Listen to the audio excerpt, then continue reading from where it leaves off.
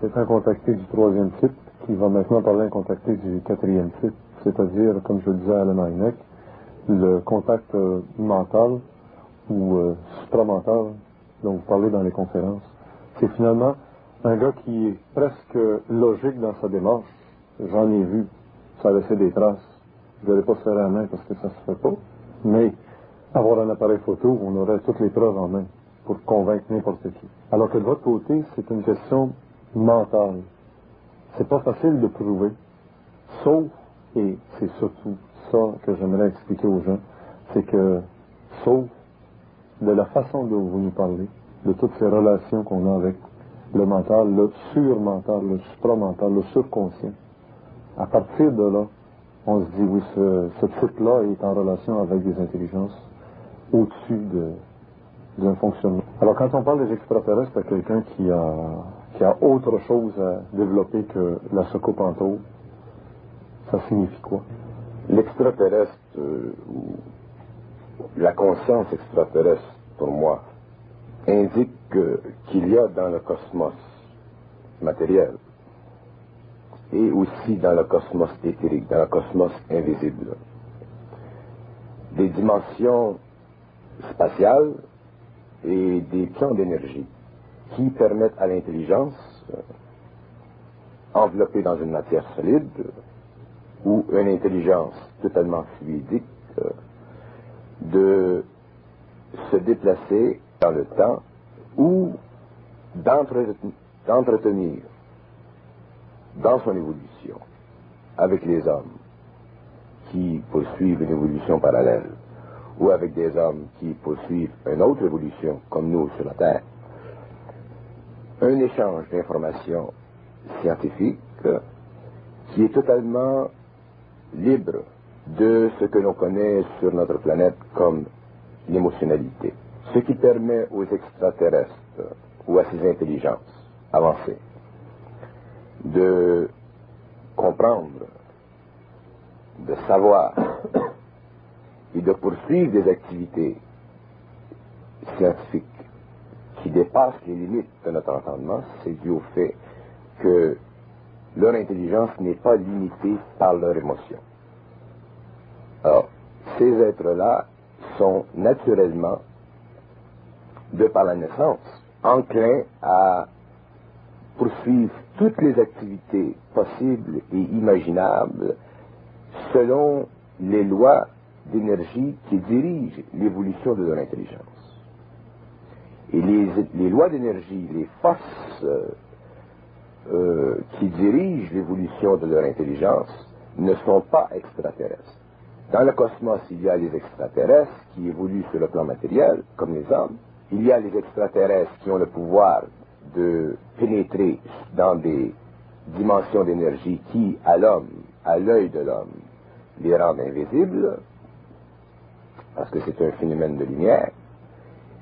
Et il y a au-dessus de tous les êtres en évolution, que ce soit les terrestres ou les extraterrestres, une dimension d'énergie qui est infinie, qui est absolue, qui dirige l'évolution, non pas à l'intérieur d'un principe d'organisation dirigée, mais à l'intérieur d'un principe d'une puissance créative, que l'homme sur la Terre peut appeler la hiérarchie, que l'homme sur la Terre peut appeler les forces divines, mais qui, pour les extraterrestres, a une autre signification.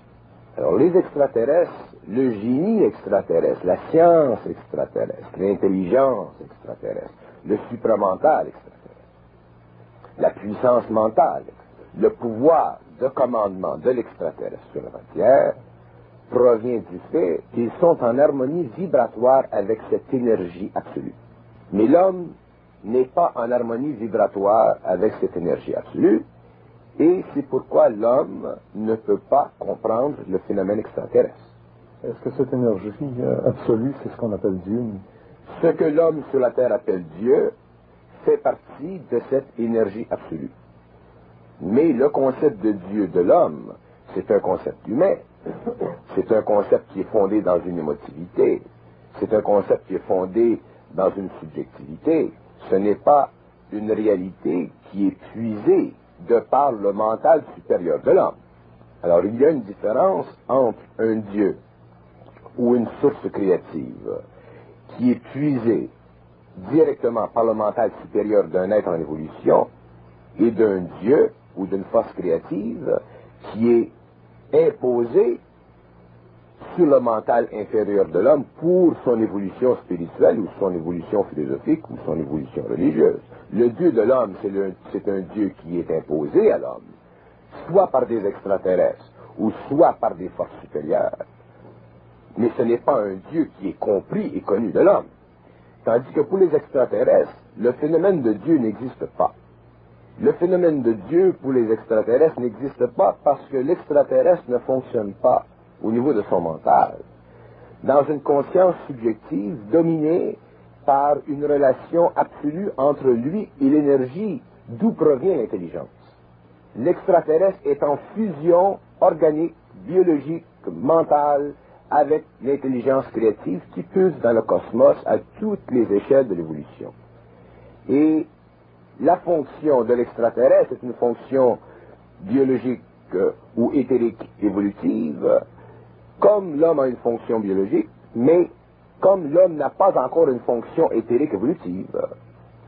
L'homme comprendra les extraterrestres lorsque l'homme aura développé la fonction éthérique évolutive, c'est-à-dire que lorsque l'homme aura été capable de se séparer de son enveloppe matérielle pour engendrer en lui l'énergie nécessaire lui permettant de pénétrer dans les différentes dimensions de temps et passer à travers les différentes couches d'énergie, lui permettant ainsi de découvrir l'univers absolu, parce que l'univers est absolu. Ce que vous voulez dire à ce moment-là, c'est au moment où l'homme sera capable de se détacher de sa carcasse, de son corps, par le voyage astral, dirons? Non. Le voyage astral, c'est un voyage qui est très limité. C'est un déplacement dans l'espace astral qui est très limité. Et c'est un déplacement qui est sujet à énormément d'erreurs parce que l'astral, la conscience astrale de l'homme, c'est une conscience qui est liée à la mémoire de l'homme. C'est une conscience qui est entachée par la conscience animale de l'homme. C'est une conscience qui n'est pas pure.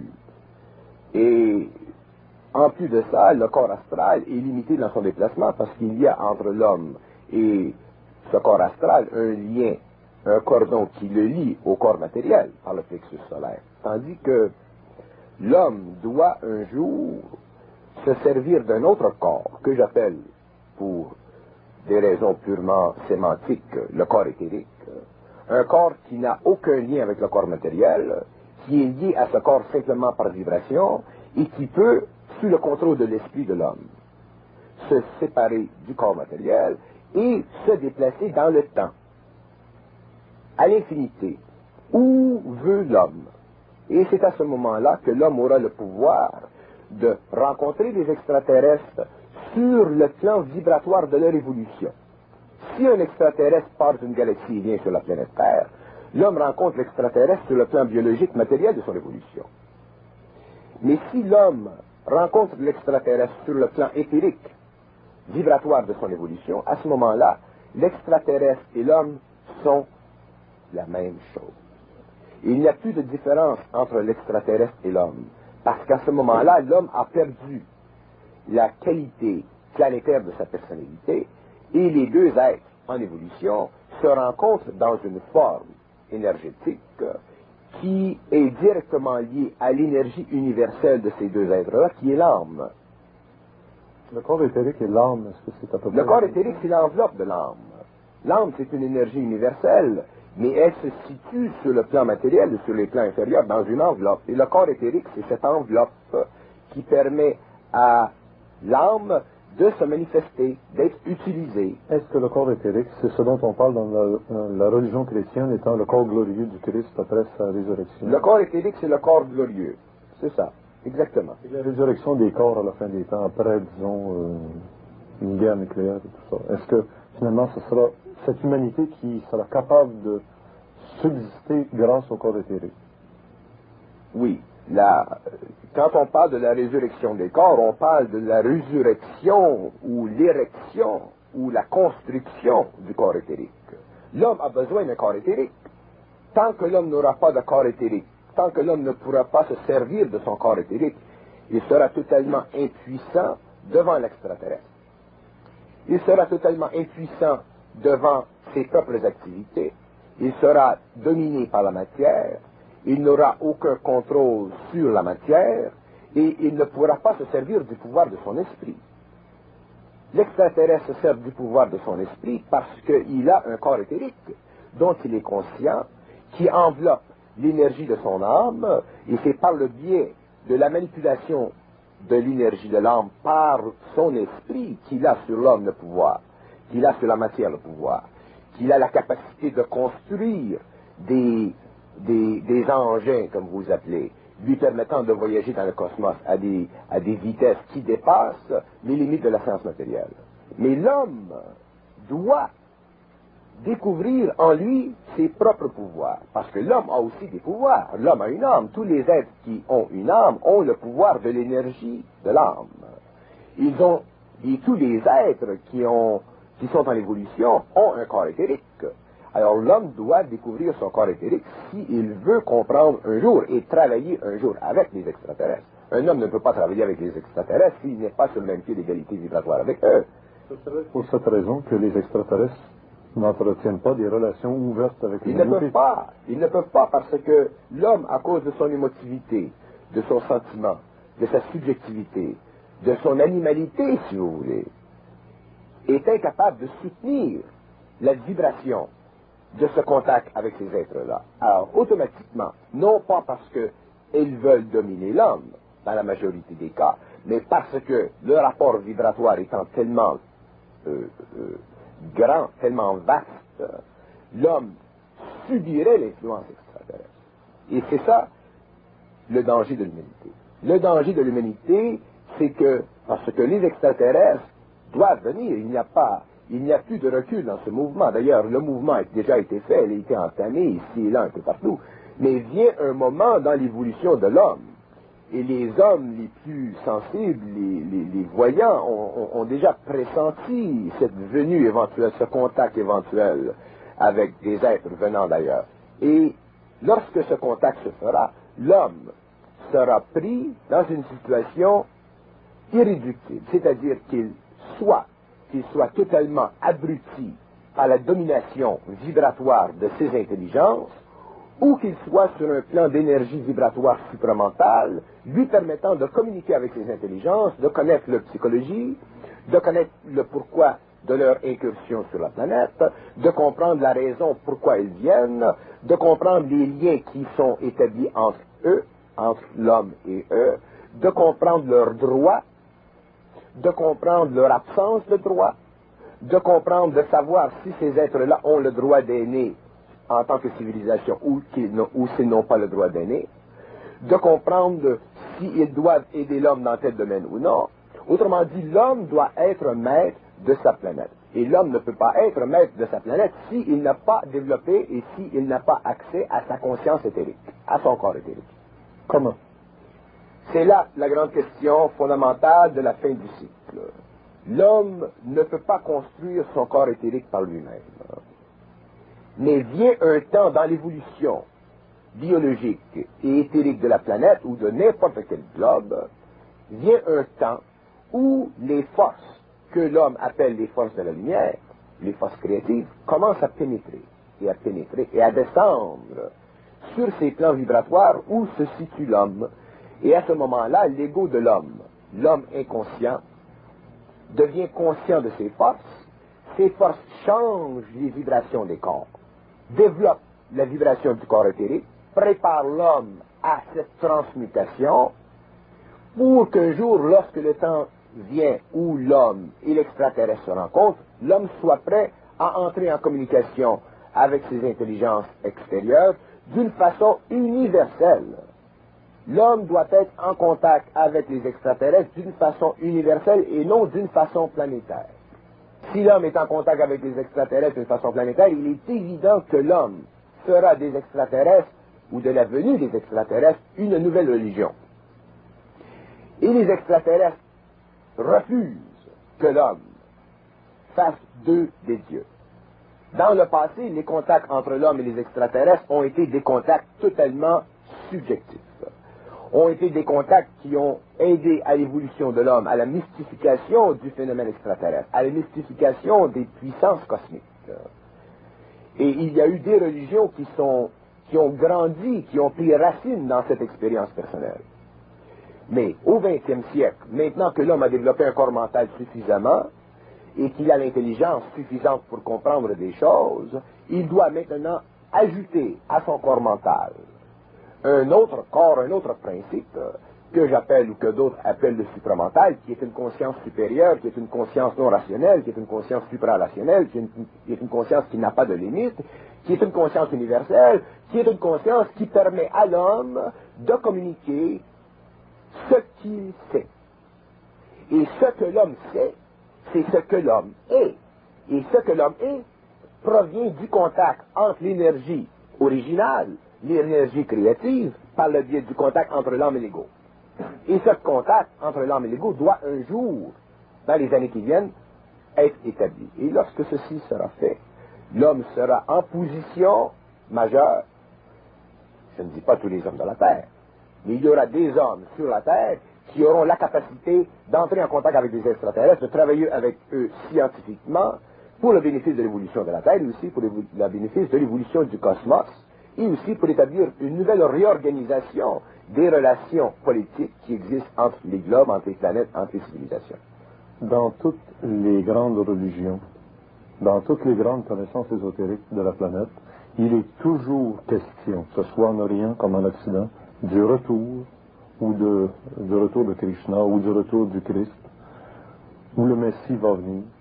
D'ailleurs, dans l'Évangile, on dit même que le Christ reviendra de la même façon que vous l'avez vu monter au ciel, que ce soit dans la Jérusalem céleste, etc. Donc, avec un corps glorieux. Est-ce qu'effectivement, ces événements doivent correspondre aux enseignements ésotériques, et est-ce que c'est pour bientôt? Les événements correspondent aux enseignements ésotériques, mais les événements ne coïncident pas avec les enseignements ésotériques. Ils correspondent, mais ils ne coïncident pas. Parce que toute information ésotérique donnée à l'homme sert toujours pour l'évolution spirituelle de l'homme. Et les événements cosmiques coïncident et correspondent seulement lorsque l'homme n'a plus d'émotion. Lorsque l'émotion de l'homme a été transmutée en énergie mentale, lorsque le corps astral a été transmuté en énergie mentale, lorsque l'homme est supramental, à ce moment-là, ces informations-là correspondent et coïncident parce qu'à ce moment-là, l'individu sait. Les connaissances ésotériques sont pour la masse. Le savoir occulte est pour l'individu, jamais pour la masse. On dirait que, lorsque vous nous parlez, il semble que la spiritualité qui a toujours été pour les hommes, le plus haut degré d'évolution, lorsqu'on est dans la spiritualité, on atteint là, le 7e ciel. Ça ne semble pas être le point final. Non, il y a moyen la spiritualité a été l'idéal évolutif, émotif et mental de l'homme pendant la période où l'homme devait spiritualiser son corps, où l'homme devait atteindre un certain niveau de civilisation. Il y a un lien direct entre la spiritualité et la civilisation.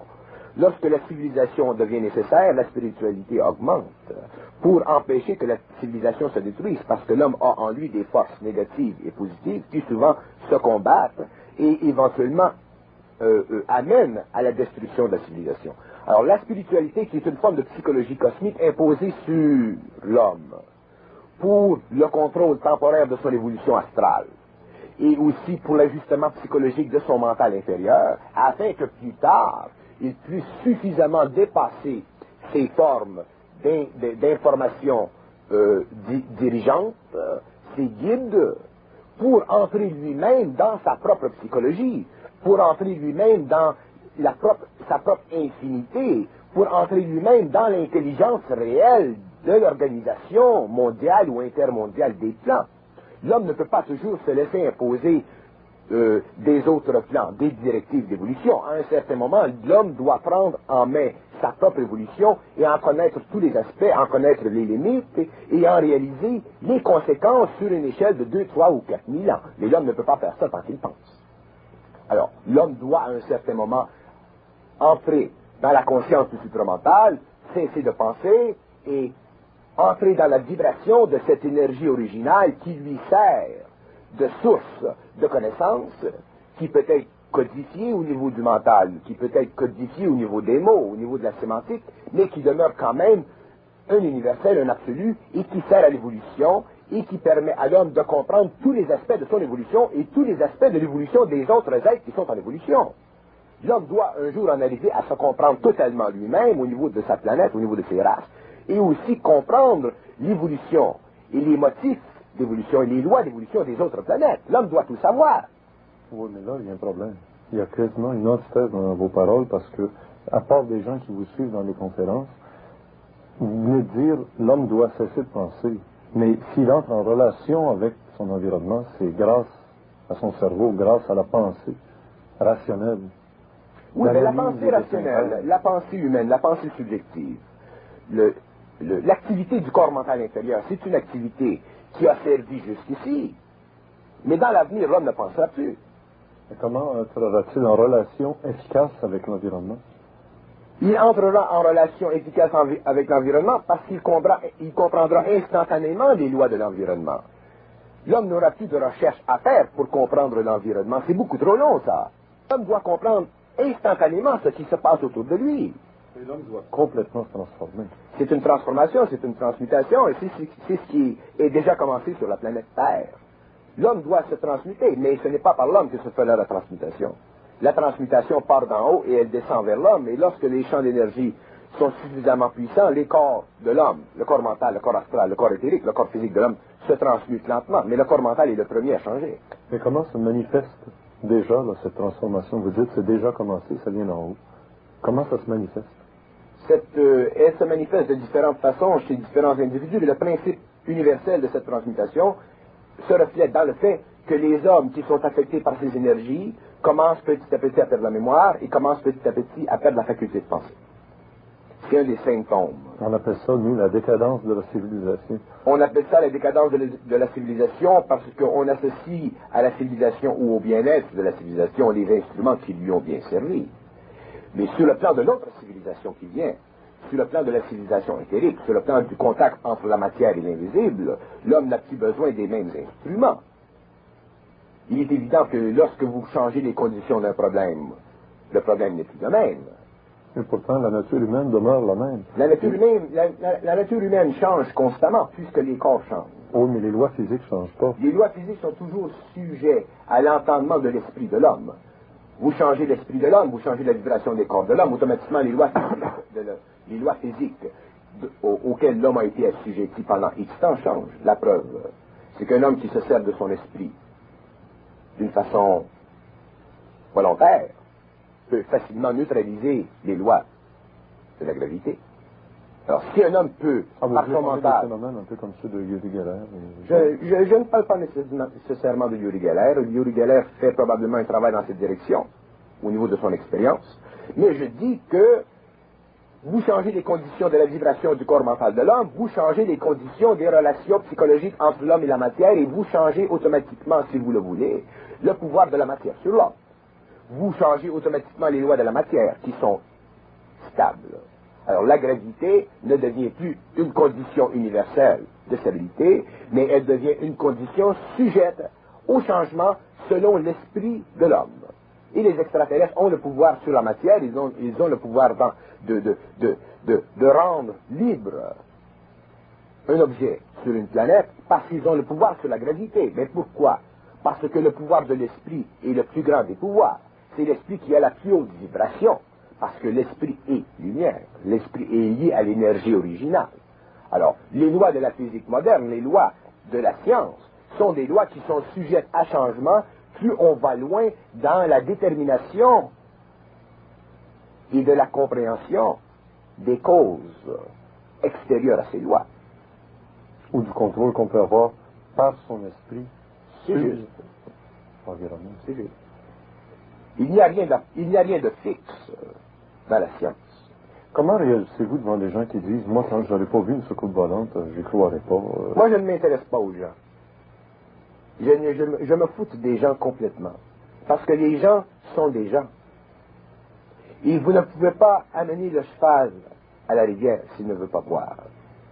Et j'ai compris dans mon expérience que il est inutile à l'homme, à un homme, de vouloir changer le monde. Il est important à l'homme d'être bien dans sa peau, de se comprendre et d'être heureux avec lui-même. Et si l'homme commence à perdre de l'énergie à vouloir changer le monde, il va se rendre malheureux, parce que l'homme est un être extrêmement primitif. C'est un être empris de son émotion. C'est un être bourré de préjudices. L'homme d'aujourd'hui, même au XXe siècle, est un être qui n'est pas un homme. L'homme n'est pas homme encore.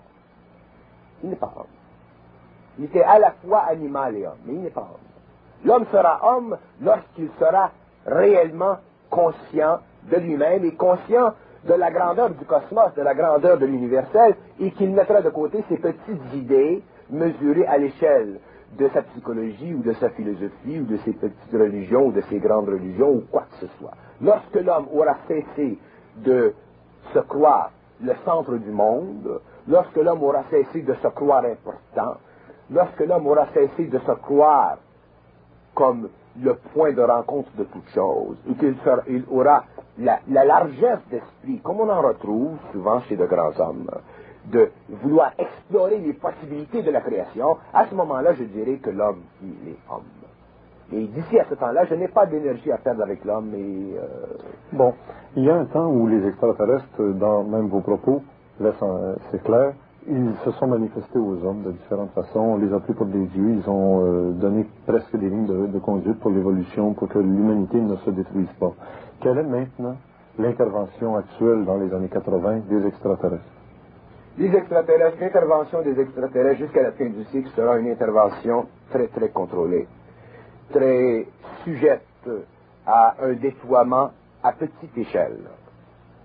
Lorsque les extraterrestres viendront sur la planète Terre, ils viendront à une échelle mondiale. Et lorsque le contact se fera à l'échelle mondiale, ce sera la fin de la civilisation de l'homme. Et c'est à partir de ce moment-là que l'homme commencera à voir et à réaliser qu'il y a, au-delà de la planète Terre, des êtres en évolution qui valent la peine d'être vécus, connus, avec lesquels il faut communiquer et avec lesquels il faut travailler. Mais l'homme sera préparé dans ce choc mondial, dans ce choc culturel à l'échelle mondiale. L'homme, pour la première fois, à l'échelle mondiale, regardera en haut, au lieu de regarder dans la rue. Et ce sera un choc mondial. Vous savez, dans certaines approches pseudo-ésotériques, on laisse entendre qu'il y a eu des occasions où les extraterrestres auraient pu frapper toute l'humanité par une émission de télévision d'Armstrong sur la Lune, où tous les gens auraient pu tuner sur la même émission transmise à travers le monde entier, derrière le rideau de fer, comme en Afrique, comme en Inde, voir là la réalité extraterrestre, ça a été caché. Mais alors, est-ce que finalement il ne faudra pas attendre très longtemps pour que l'humanité soit dans les conditions que vous le demandez? Je vais vous donner mon point de vue. Le contact officiel, le contact à l'échelle mondiale des extraterrestres avec l'humanité se fera s'il vient un jour que la Russie et l'Amérique entrent en guerre, à un point où ces deux peuples menacent la survivance de la planète. Lorsque la Russie et les États-Unis seront devenus belliqueux à un point où ils menaceront la civilisation, où ils menaceront l'homme, même pas la civilisation, parce que l'homme recréera une civilisation, mais menacera l'homme à une échelle planétaire, c'est à ce moment-là que les extraterrestres feront intervention, parce que c'est à ce moment-là qu'ils auront le droit d'intervention. Les extraterrestres n'ont pas le droit d'interférer dans l'évolution d'une race. Ils peuvent entrer en contact ici et là, mais ils ne peuvent pas bouleverser toute une civilisation, ils n'ont pas le droit, ça fait partie des lois de leur monde. Mais si l'homme en arrive à un point où il peut se détruire, à ce moment-là, ils auront le feu vert et ils entreront en contact avec l'humanité et ils passeront des plans invisibles au plan matériel, se matérialiseront, seront visibles à l'homme, et c'est à ce moment-là que se fera le choc culturel, et c'est à ce moment-là que la civilisation humaine sera totalement anéantie. Elle sera anéantie sur le plan psychologique, la science sera totalement détruite, et il y aura la reconstruction d'une nouvelle civilisation, et d'un nouvel ère, mais sur des bases et à l'intérieur de conditions psychiques, vibratoires et psychologiques que nous ne pouvons même pas aujourd'hui nous imaginer. Parce qu'aujourd'hui, nous n'avons pas le pouvoir de notre imagination créative. Nous ne pouvons pas voir dans l'invisible. Nous ne pouvons pas sortir de notre corps. Nous n'avons pas le pouvoir de nous servir de notre corps éthérique. Alors nous sommes totalement incapables de même projeter d'une façon réelle ce que l'homme pourra, après ce contact, après ce choc mondial, ce choc culturel, faire au niveau de son évolution. Vous nous avez dit dans l'entrevue que par le corps éthérique, on joue dans le temps. Les extraterrestres ont un corps éthérique très développé qui contrôle, jouent dans le temps. Savent-ils que c'est finalement inévitablement ce qui doit se produire? C'est-à-dire cet affrontement entre les deux grandes civilisations? Là. Les extraterrestres savent exactement ce qui se passe sur la planète. Et tous les événements de la planète s'enregistrent. Les extraterrestres se maintiennent dans l'invisibilité de l'éther et ils enregistrent tout ce qu'ils ont de besoin. Vous savez que sur la planète Terre, l'homme a des cerveaux électroniques. Les extraterrestres ont aussi des cerveaux. Mais ce ne sont pas des cerveaux électroniques. Ils ne fonctionnent pas, leur science ne fonctionne pas sur le même principe. La science extraterrestre, elle est fondée sur le principe de l'organisation intelligente de la lumière, sur le plan de l'éthérique. Alors, si un extraterrestre ou une civilisation quelconque veut savoir ce qui se passe aux États-Unis dans le domaine de l'armement, si elle veut savoir ce qui se passe en Russie dans le domaine de l'armement, il se situe dans l'éthérique. Et tous les événements qui se passent dans la matière sont enregistrés par le biais de l'éthérique et entrent dans leur cerveau. L'éther est la mémoire. L'éther est un plan d'énergie qui absorbe tous les événements matériels. Et c'est à partir de l'éther que prennent cette information et que cette information est canalisée dans leur cerveau. Les extraterrestres n'ont pas de machine IBM. Parce que la machine IBM, sur le plan de la science cosmique, c'est une machine qui est très intéressante sur le plan de l'homme. Mais sur le plan cosmique, cette machine-là est trop limitée parce qu'elle doit être programmée. Et un cerveau électronique ne doit pas être programmé. Il doit se programmer seul. Mais pour qu'il se programme seul, il faut que l'information lui vienne d'une façon totalement intouchée par l'émotion de l'homme. Et ceci est fait par l'enregistrement constant de l'événement matériel dans la conscience éthérique. Par le biais de la lumière. Par le biais de la lumière. Maintenant, on sait qu'en 1952, il y a eu ce qu'on a appelé, nous, le carrousel de Washington. En juillet 52, à l'époque d'Eisenhower, président des États-Unis, ils ont vu là, pendant plusieurs nuits de suite, des dizaines et des dizaines de soucoupes volantes.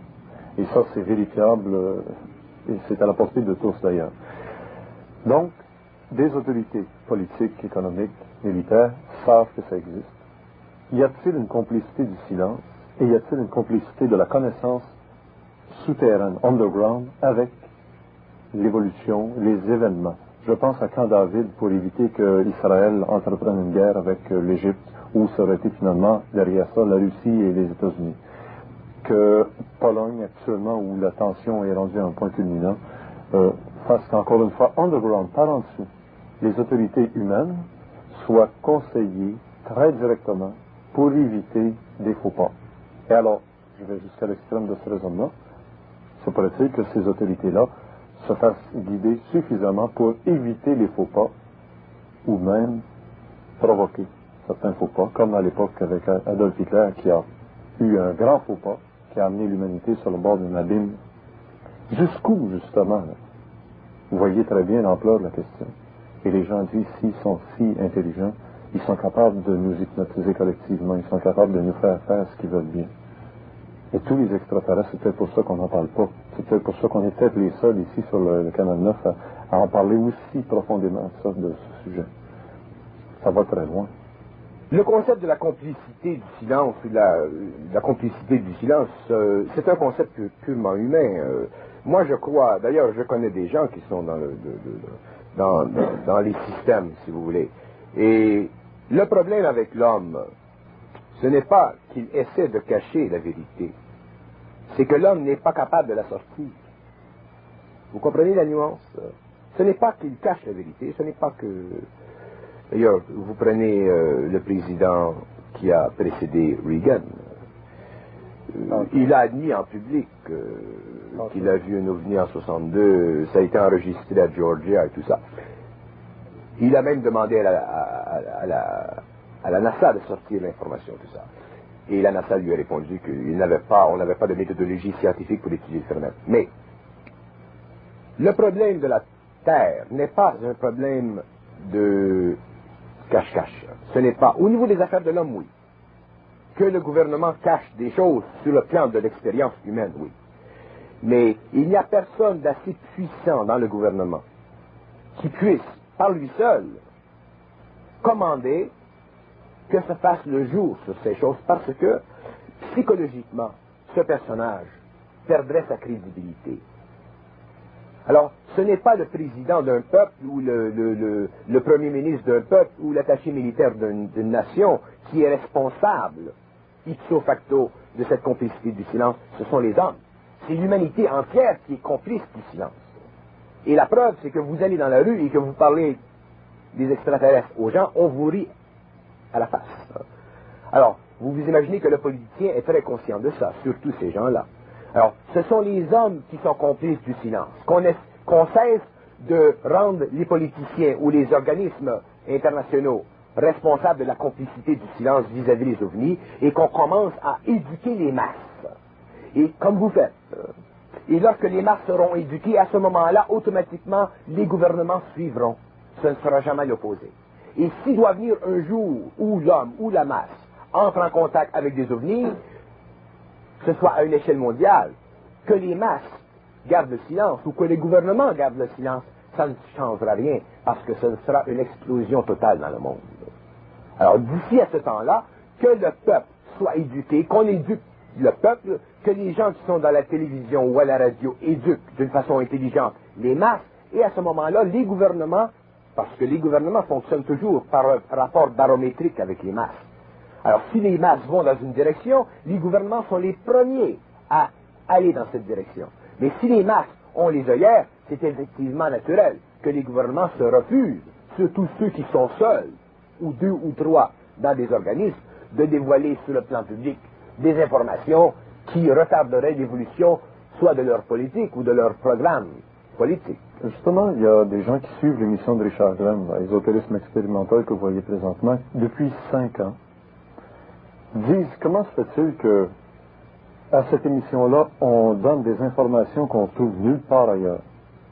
Première question, pourquoi nous autres ici sur le câble, depuis 5 ans qu'on produit des émissions, on arrive à développer la chose d'une façon qui ne se fait nulle part ailleurs. Pourquoi ici au Québec? Et je me souviendrai d'une chose, c'est que Bernard m'avait dit il y a quelques années, Glenn, tu es sur le câble, tu restes sur le câble, et dans quelques années, ton émission sera vue à travers la province de Québec. Il y a quelques années, Vidéotron était confiné à la rive sud de Montréal. On sait maintenant ce que représente le câble Vidéotron à travers toute la province. Alors pourquoi, ici au Québec, va-t-on si loin dans l'information? Parce que je peux vous dire qu'il y a des gens qui suivent l'émission depuis 5 ans, et ils me disent, pourquoi on n'envoie pas de soucoupe volante? On est prêt, on en a entendu parler, tu nous en as montré des photographies, etc., etc. On est prêt. Vous savez qu'une nation, c'est comme un homme. Une nation a une personnalité. Il y a des hommes qui sont amenables à certaines découvertes, qui sont amenables à pointer certaines vérités. Il y a des hommes qui sont fermés à ça. Alors, dans la province de Québec, c'est une province qui procède à la fois du génie technique des Américains et de la philosophie de l'Europe. C'est un peuple qui est très bien situé entre le géant et la vieille dame, et qui n'est pas influencé, et qui ne cherche pas à être influencé, et qui repousse même l'influence rigide, fermée de l'anglo-saxon. Un peu comme autrefois, la Palestine était à mi-chemin entre le géant de Rome et l'ancien peuple de l'Égypte. Voilà. Et le Québec, de par ses prédispositions, de par ses dispositions, de par son caractère national, de par son isolation, de par sa fierté personnelle, de par sa façon de penser, permet que se fasse ce que vous faites. Et l'énergie hydroélectrique qui est au-dessus de la moyenne. C'est juste. Alors, c'est une condition qui est là, et cette condition, elle est exploitée, et le génie de cette nation, qui devient de plus en plus reconnu, si vous voulez, doit se faire savoir, doit se faire valoir, parce que le Québec, c'est un petit gars de 18 ans. C'est un petit gars qui commence à aller à l'université.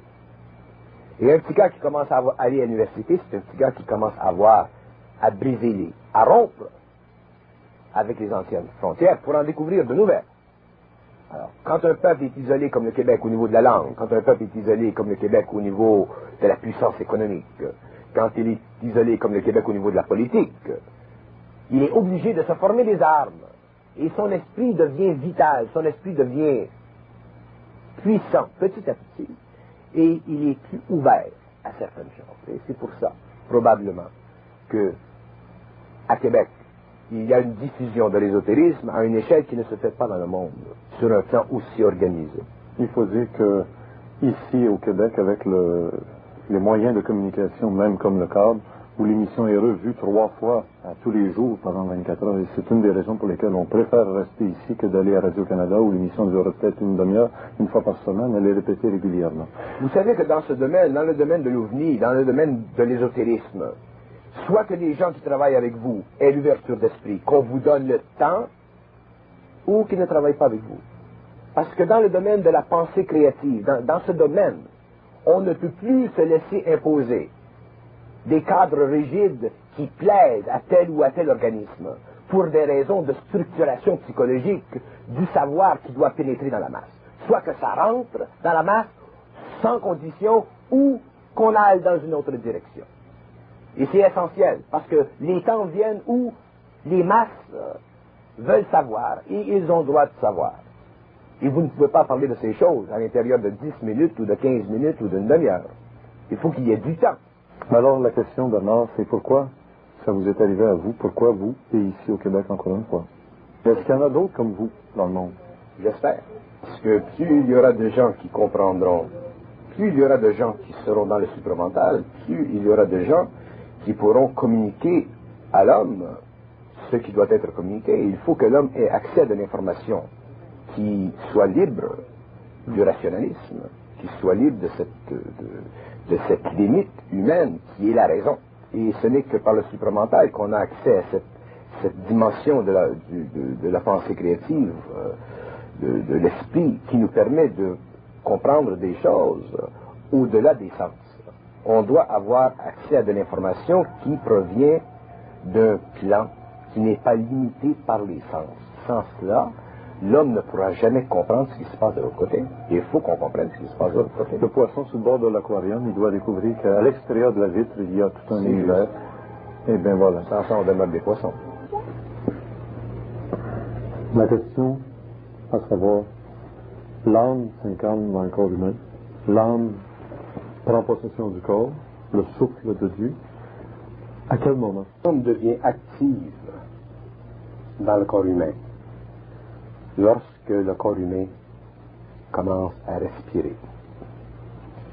Le phénomène de respiration, c'est un phénomène animique. C'est l'âme qui donne au corps humain le pouvoir de respirer. Quand le corps humain respire, par les poumons, c'est l'âme qui fonctionne. Le phénomène de respiration est directement lié à l'énergie de l'âme, et tant que l'âme est présente, le pouvoir de respirer existe. Lorsque le pouvoir de respirer cesse, l'âme se retire. L'âme vient d'où? L'âme vient de ce que les gens appellent un plan, mais je vais changer le mot plan. L'âme vient d'un corridor temporel. L'âme évolue dans un corridor temporel qui est totalement isolé de l'espace. Et c'est dans ce corridor temporel-là que l'âme apprend à comprendre toutes ses expériences.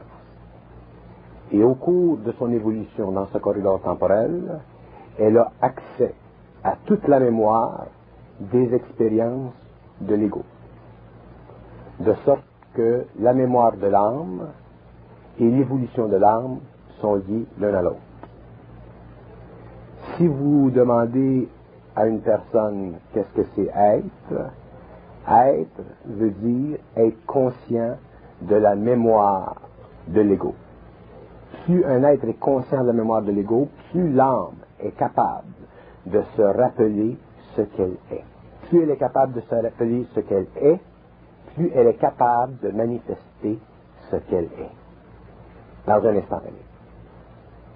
Est-ce que c'est l'âme qui construit le corps ou l'âme est soumise à une création matérielle quelconque? Non, ce n'est pas l'âme qui construit le corps, c'est l'ego qui construit le corps. C'est la mémoire qui construit le corps. Le corps est construit en relation avec la mémoire.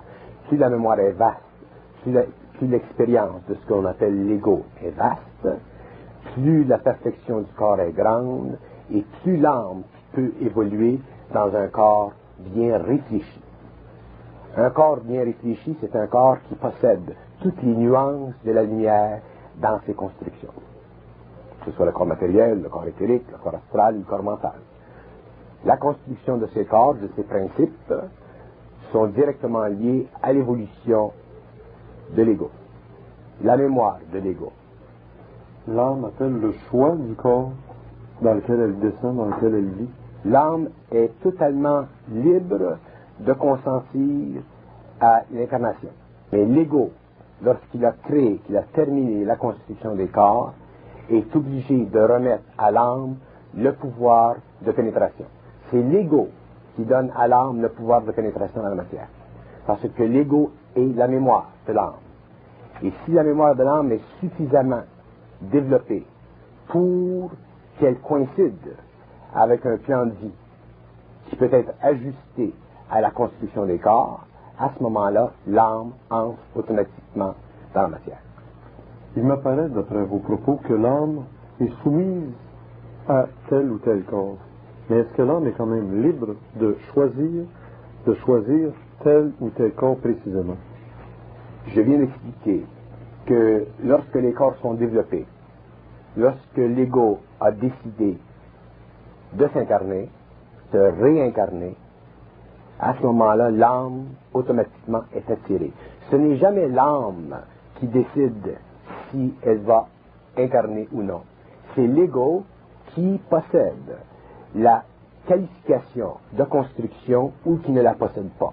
S'il la possède, à ce moment-là, l'âme peut s'incarner. Mais l'âme s'incarne en relation avec les lois de métacarpation. Et les lois de métacarpation sont des lois qui font que toute âme bien formée dépend de corps bien formés. Toute âme mal formée dépend de corps mal formés. Autrement dit, il y a une relation entre la formation des corps et la formation de l'âme. Et si les corps sont formés à la hauteur des conditions intégrales dans l'évolution de l'âme, à ce moment-là, l'âme s'incarne. Dans la Bible, on a un passage où Jésus-Christ est mis en présence d'un aveugle né, quelqu'un qui est né aveugle. Et on lui dit, est-ce que c'est l'âme de cet homme qui l'a rendu aveugle, ou est-ce que ce sont ses parents à cet homme qui ont fait que leur enfant est devenu aveugle? Est-ce que la cause donc est l'homme qui s'est incarné aveugle, ou est-ce que la cause provient des antécédents, les parents? Et le Christ répond à cela. En fin de compte, l'aveugle est là pour témoigner des pouvoirs de Dieu, des puissances de Dieu. Devant cette attitude, est-ce que chaque personne qui est infirme reflète par elle-même son ego directement, et les conséquences seraient graves? Ce serait dire qu'automatiquement une personne qui est infirme est une personne aussi infirme sur le plan de l'âme. Toute infirmité à la naissance réfléchit la mémoire de l'ego. Et la mémoire de l'ego, qui est à la base de la construction des corps, est directement responsable pour la construction de ces corps. Ce que vous appelez le karma, les actions antécédentes à la vie matérielle, font partie de la mémoire de l'ego. Alors, si un ego, selon sa mémoire, selon son expérience, doit construire un corps de telle ou de telle proportion avec le matériel qu'il possède, dans la vie qui viendra, ce corps sera construit suivant les proportions qui existent sur le plan de sa construction. Le prix Nobel de médecine de cette année est celui qui a réussi à détecter que dans la cellule de chaque être humain, il y a tout le processus vital qui permet déjà de détecter si cet être sera victime de telle ou telle maladie au cours de sa vie, ou plutôt prédisposé à telle ou telle maladie dans sa vie.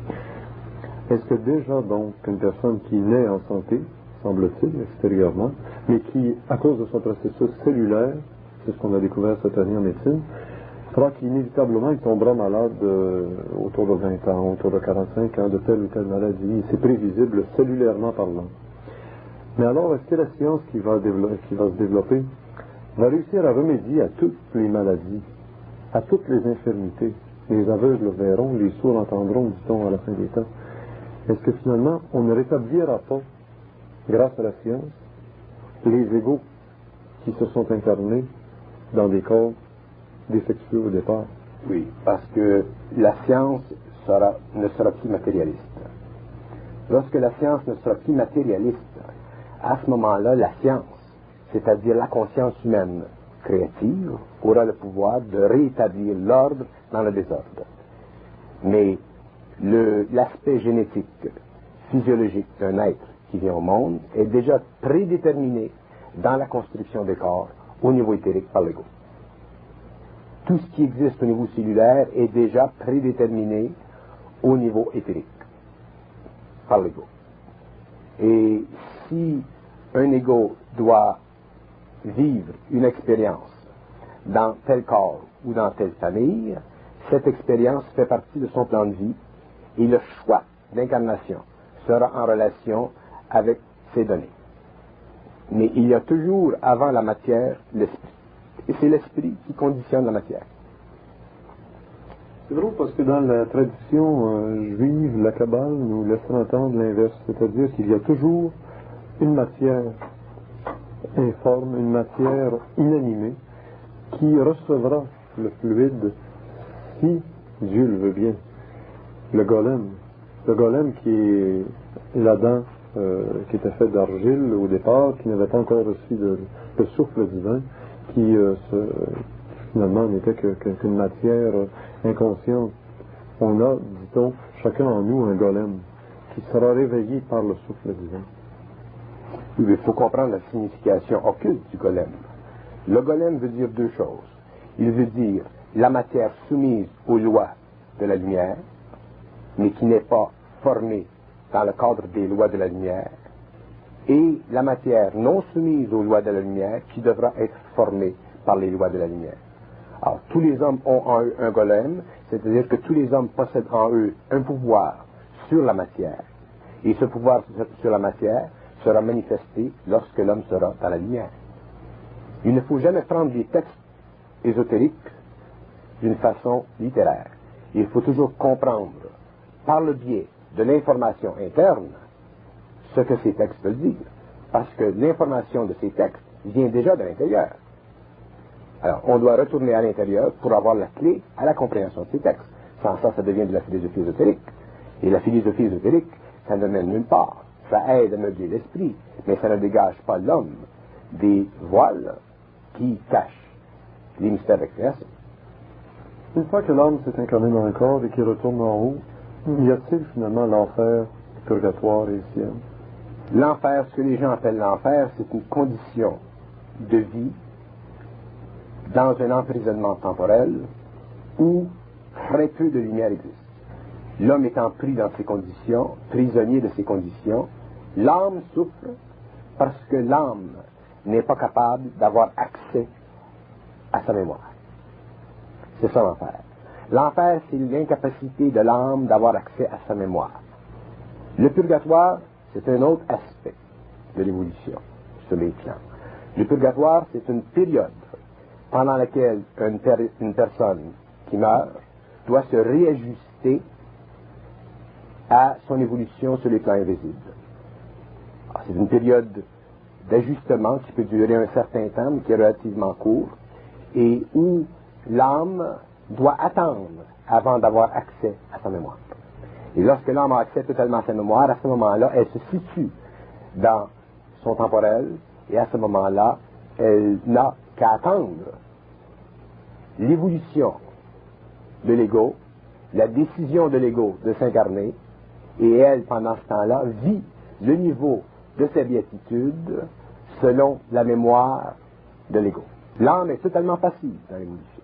L'ego est actif, mais l'âme est passive. Elle est en contemplation. Les gens pensent que c'est l'âme qui s'incarne. Il faut faire attention.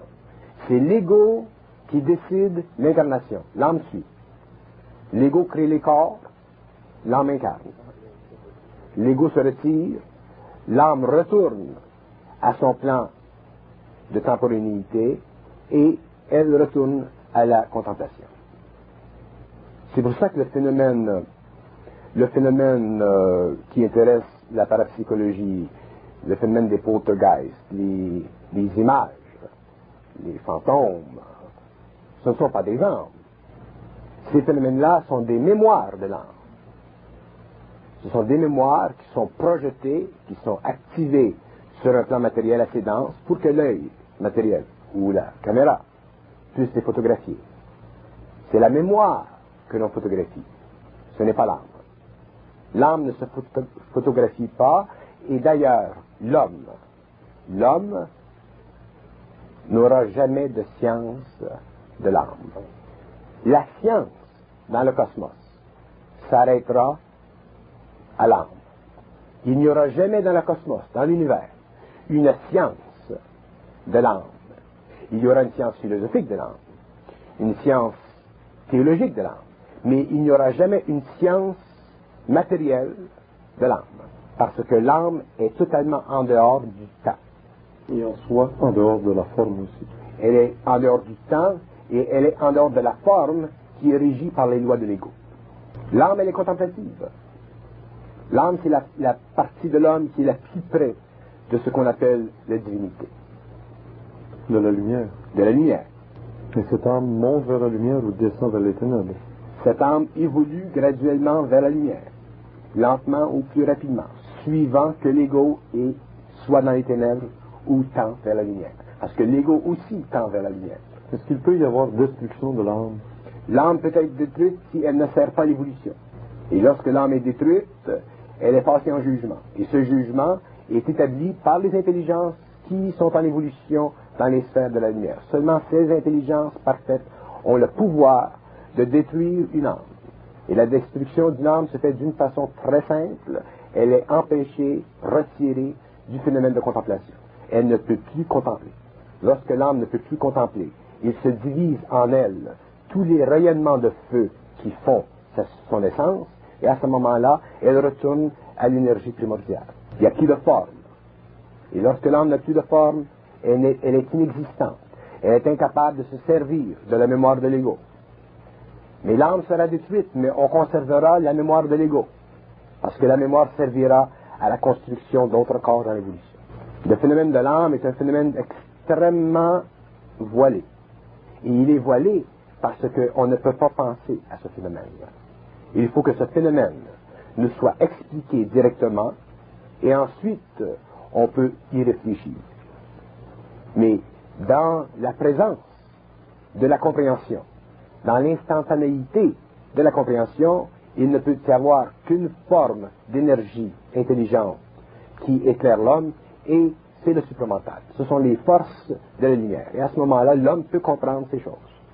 Mais il ne les comprend pas avec son esprit. Il les comprend dans ce sens qu'il est activé au niveau mental pour en recevoir l'information.